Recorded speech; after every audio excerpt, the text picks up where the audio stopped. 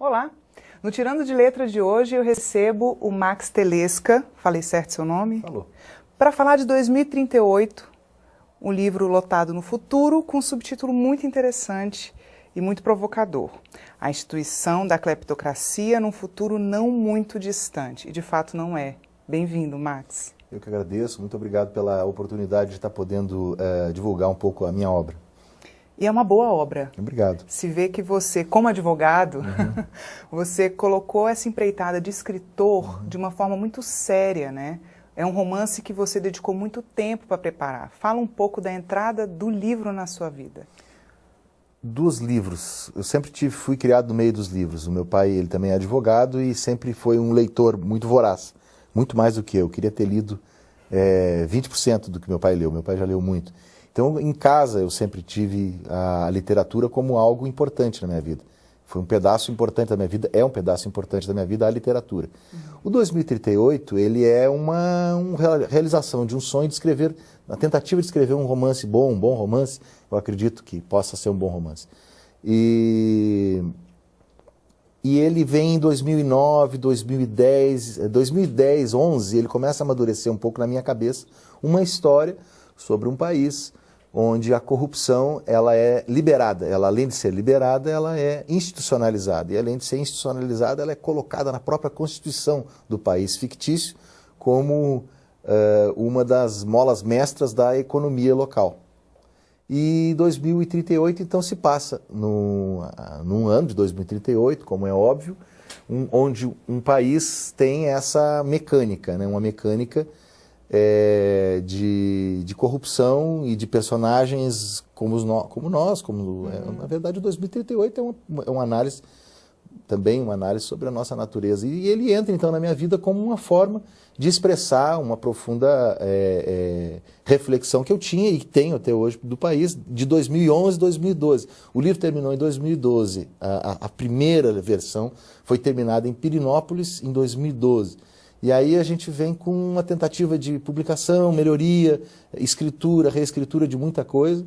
Em 2016, então, eu consigo, em 2015, a editora Chiado, ela topa publicar o livro, que não é uma coisa fácil. Né? O primeiro livro do escritor, o primeiro romance do escritor é difícil sempre. Geralmente é autopublicação, uma publicação fomentada pelo próprio escritor. Exato. E aí a Chiado então topa fazer em 2015, final de 2015, e a gente consegue publicar ele em 2016. Mas é interessante pensar porque você constitui um lugar no mundo chamado Lizarbe, que é Brasil ao contrário, só que absolutamente não é o Brasil ao contrário. Dá para a gente imaginar um futuro assim. A primeira ironia muito fina que você trata é lotar o Alex, que é um anti-herói, porque ele vive em conflito, ele não está absoluto nessa coisa de se institucionalizar como corrupto, e esses questionamentos dele conduzem a gente o tempo todo pensando o que vai acontecer. E você coloca uma personagem com ele, que é a Lisa, que é um contraponto, que é quem questiona muito numa relação que está falindo também. Então, nessas instâncias de construir uma visão política forte, que você constrói todo um ideário político que não é o nosso. Eu estou falando isso com uma certa ironia, porque eu vejo muito da realidade no seu livro. E você também fala do fim de uma relação muito longa. Né? Por que estruturar o romance dessa forma, erguendo esses dois pilares? Para mim, a Lisa é a personagem que eu mais gosto do livro, né? Porque a Lisa é a visão... É claro que quem vai ler vai ter as suas próprias visões, e a gente estava conversando um pouco antes. A leitura do leitor, ela é uma leitura tão importante que o escritor às vezes não teve. Mas assim, na minha visão, a Lisa é a personagem que traz a inocência, né? Ela traz a busca do idealismo. E temos o conflito com o Alex, que também era uma pessoa que também tinha uma visão idealista do mundo, mas se rendeu. E o livro ele é todo calcado numa certa destruição das coisas, né? Então, a relação do Alex com a Lisa, ela não deveria ser algo também, no meu ponto de vista, muito tranquilo, né? Para estar de acordo com a temática de fundo, né? Os escritores falam de centro do romance, O centro do romance tem que ter um conflito entre os pares também. E é interessante que você monta um futuro possível, assim. Não tem nada de carro voador, não tem nada de... Mas tem o caminhão Fizer triturador. Não, e pelo amor de Deus, você coloca uma coisa chamada despersonalização e a caravana da segurança e da cidadania. É muito doloroso imaginar isso e me instiga muito como você pensou isso, que é a solução para a segurança. Conta um pouco disso, como é que surgiu a ideia? O 2038, ele é um romance distópico, mas ele tem ele é todo trabalhado em hipérboles, né? Em grandes hipérboles, quase chegando em realismo fantástico, né? Então ele tem o caminhão freezer triturador, na verdade é o que acontece hoje nas grandes cidades. Eu acordei hoje e fui ler as manchetes das redes sociais. Hoje teve uma chacina de 11 pessoas em São Paulo, né? E as pessoas da sociedade, digamos, aquela da classe média e média alta, acham isso normal, né? Então são consideradas essas pessoas que morreram nessa chacina, poderiam ser consideradas não pessoas por quem? Por quem está na classe média alta, não considera que uma pessoa que está vivendo ali, sendo chacinada, ela pode ser uma pessoa, ela é uma não pessoa. E sendo uma não pessoa, está liberado fazer a morte, né, pela polícia, que é o que na verdade ocorre. E no meio da rua, né? Você resolve as coisas ali no meio da rua. É um livro muito doloroso de ser lido pela possibilidade, eu acredito. Assim. A verossimilhança é tão gritante, é um tapa na nossa cara do que é possível. Porque a corrupção está assumida para quem quiser, ela está feita abertamente. E a gente analisando, principalmente agora em 2017, que é um cenário tão propício para o seu livro, mais do que nunca, né? A gente pensar, a corrupção tá dentro do brasileiro? É nosso? A primeira frase do livro é que a corrupção é algo humano, né? E é natural. O que é cultural é a ética. A corrupção ela é um atalho, né? A ética que, na verdade, vem para tentar fazer a construção da ética e do direito, ela é uma tentativa de se equalizar e de se deixar as relações sociais mais equânimes possíveis. Mas a corrupção, no fundo, é a demonstração da força de um sobre o outro, né? Da esperteza e da burla da lei. Quanto mais fraco for o Estado, mais a corrupção ela se instala, né? Quanto mais fraca for a aplicação da lei, mais a corrupção se instala. O Brasil é um país latino, muito dado à corrupção. Não é só o Brasil, nós temos toda a América Latina dentro da corrupção. Grandes países passaram por épocas de corrupção. Países hoje tidos como países que já superaram esse problema ainda enfrentam corrupção. A Rússia é um país com muita corrupção.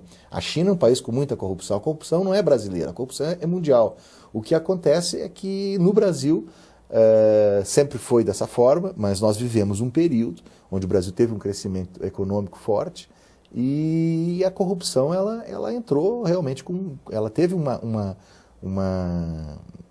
aprofundamento nesses últimos anos, eu não tenho dúvida disso, eu não tenho nenhum dado estatístico para lhe falar, mas a realidade do noticiário fala mais do que qualquer outro dado estatístico.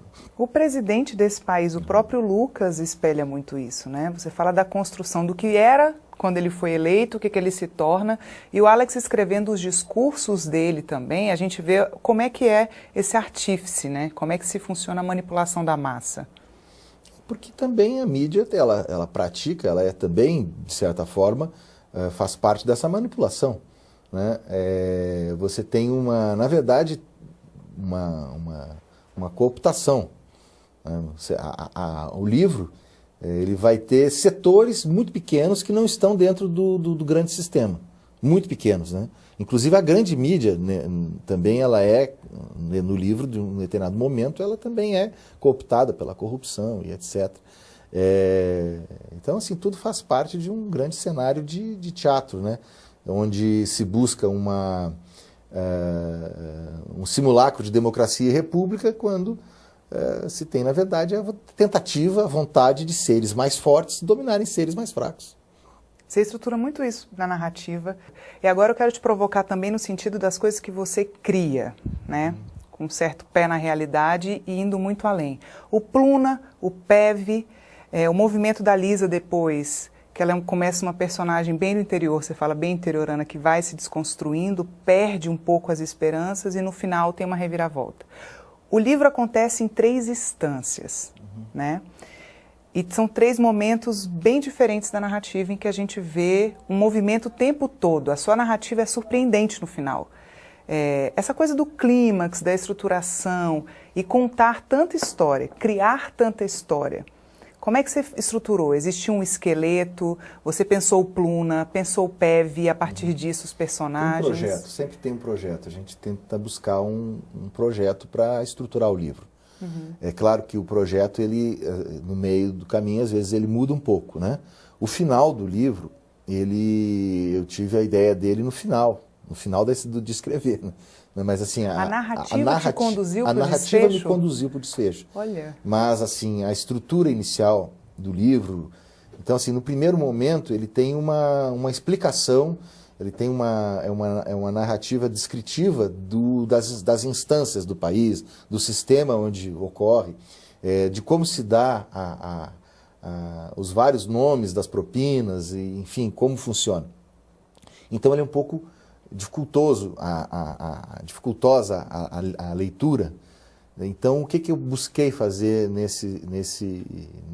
nas primeiras 100 páginas? Tentar amaciar um pouco com pausas descritivas, com digressões, com diálogos mais bem-humorados, né? Lembranças. O escritor tira da sua própria vida muito, né? A narrativa que ele faz, né? E das suas leituras e das suas experiências. Então, e no segundo momento, ali na segunda parte do livro, a trama, ela toma conta, ela fica mais fácil, ela fica mais rápida, mais fluida. Porque a gente já entende o que é um approach, já entende o que é um... Foi necessário explicar um pouco no início, e aí no terceiro momento eu lhe confesso que eu fui conduzido àquele desfecho de acordo com o que tinha construído antes, mas não tinha. O final não era aquele que eu tinha imaginado no início.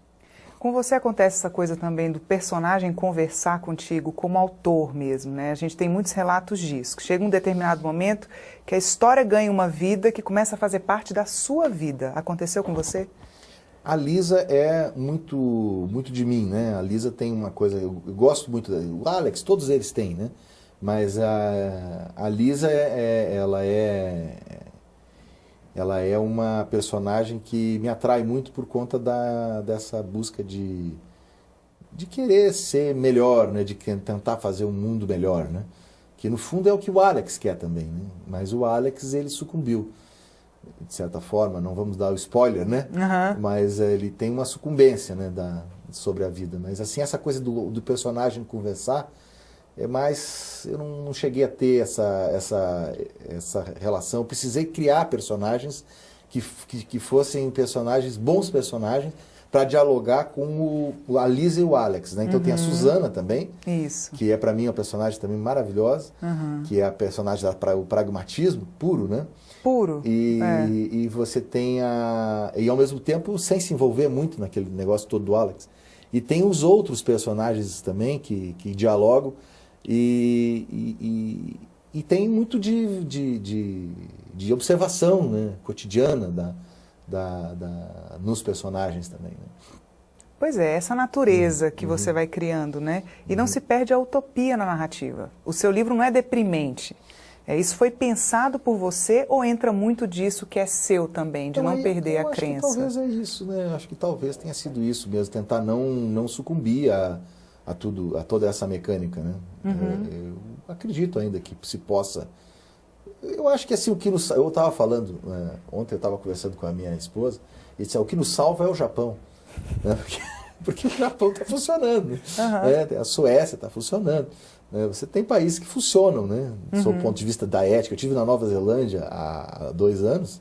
É um país onde a cidadania funciona. As coisas têm um funcionamento ético, e o Estado, ele é justo, né? Ele tem uma justiça social maior do que aqui. E, então, assim, o que nos salva são esses exemplos.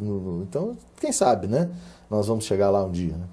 E você deixa esse final assim, né? A gente não vai contar o que é o final, mas ao mesmo tempo também, eu não sei se por observação você coloca coisas como os muros na cidade. Então, assim, para a gente não enxergar a outra coisa, você cria essas separações por meio do muro, que é uma coisa tão atual, tão trampesca, vamos falar assim, né? Essa coisa de erguer muros, né? Como é que você vai criando esses pormenores da narrativa? Onde você vai pensando esses elementos para criar Como eu disse, é tudo uma hipérbole, né? Você tem uma hipérbole e já existe isso. Condomínios de alta segurança, né? É claro que a parte murada da cidade, em Lisárbia, ela é maior, ela tem uma estrutura mais bonita, assim, mais gigantesca, mas nós já vivemos assim. O Brasil já vive assim. Todas as nossas casas são com alarme, com grade, né, para se defender de um mundo que foi criado por nós próprios. Eu estava agora no Rio de Janeiro, né, e a minha esposa perguntou como é que começaram as favelas, as comunidades. Olha, você tem desde o início do século final. Para onde foram os escravos depois da abolição da escravatura em 1888?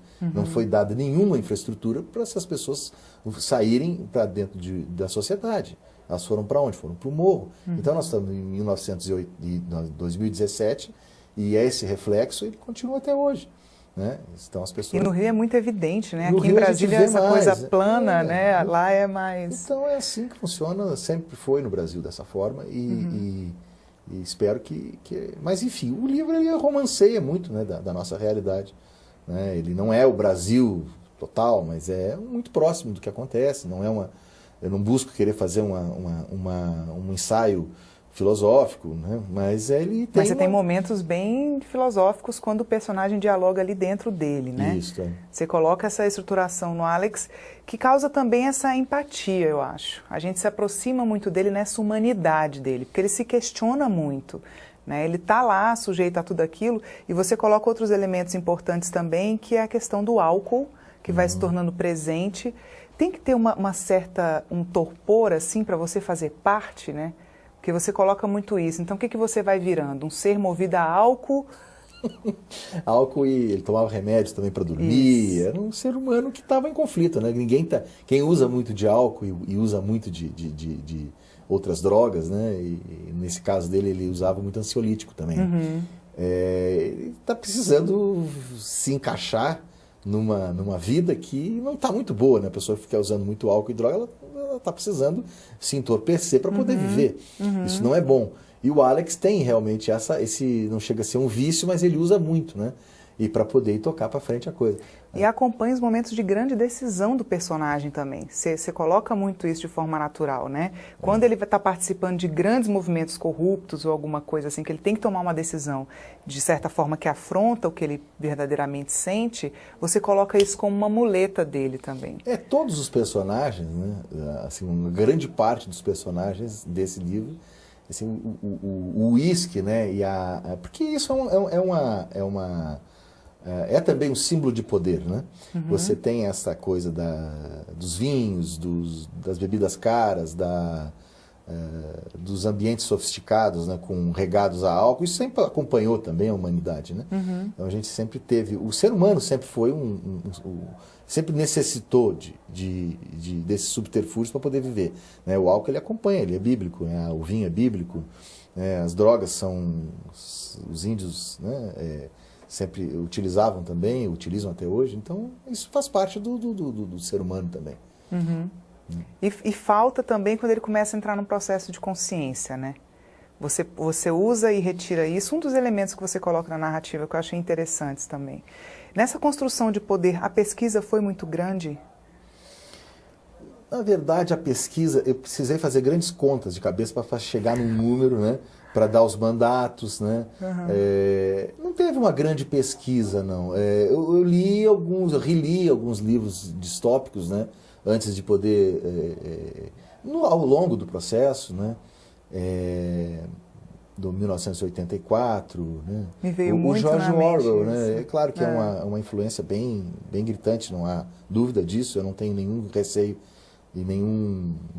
não tenho nenhum tipo de medo de dizer que 1984, até pelo próprio título do meu livro, ele é uma influência importante, né?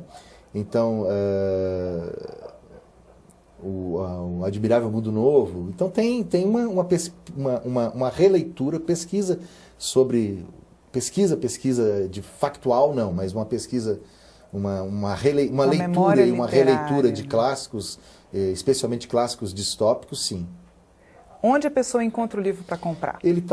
Hoje ele está em livrarias virtuais, mais fácil achar nas livrarias virtuais do que nas livrarias físicas, né? Então tem na Livraria Cultura, a Livraria Saraiva, a Livraria Travessa, o site da Editora Chiado, e nós temos uma página no Facebook também, que é 2038, o livro, e lá a pessoa pode encontrar também. Aqui em Brasília, a Cultura do Casa Parque está vendendo também ele de forma física. Queria te agradecer muito por ter estado aqui, te parabenizar. Muito obrigado. Porque você realizou um lindo romance. Muito obrigado. E aí fica a dica para você, o livro é super acessível para quem quer debater política, as questões do nosso tempo, as questões de corrupção no país. 2038 é super atual e olha, eu vejo a gente lá. Vai ler o livro. Até um próximo Tirando de Letra. Tchau, tchau.